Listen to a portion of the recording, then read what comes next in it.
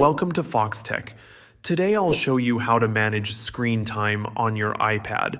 This includes setting app limits, downtime, and restrictions, plus protecting everything with a passcode. Start by opening the Settings app and tapping on Screen Time. Then tap Turn on Screen Time. You can do this for your own use, or if you're a parent, you can set it up for a child using family sharing. Once it's turned on, you'll see all the available options to manage time and content. To prevent someone from changing these settings, scroll down and tap Use Screen Time Passcode. Choose a 4-digit code, and if you want, link it to your Apple ID for recovery in case you forget it.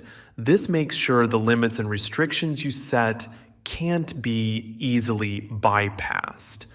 If you want to limit how long certain apps can be used, tap App Limits. From here, choose the categories or individual apps you want to manage, like social media or games, set a daily time limit, and tap Add.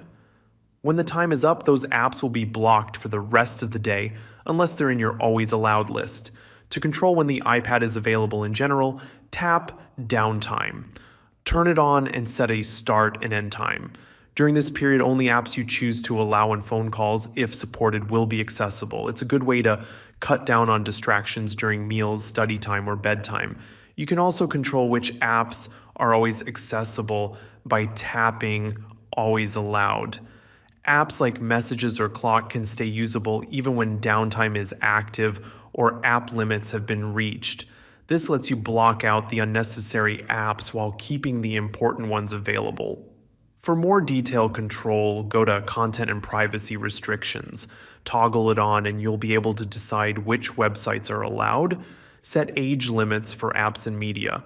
Restrict in-app purchases. And filter Siri content. It's especially useful if the iPad is used by a child or you just want tighter control over the content. Lastly, you can monitor how the iPad is being used by going back to the main screen time page. It shows daily and weekly reports, including time spent on each app and how many times the device has been picked up. This helps you understand patterns and make better decisions around screen use. Thanks for watching. If you found this helpful, make sure to like the video and subscribe to Foxtecc for more useful iPad tips. See you later.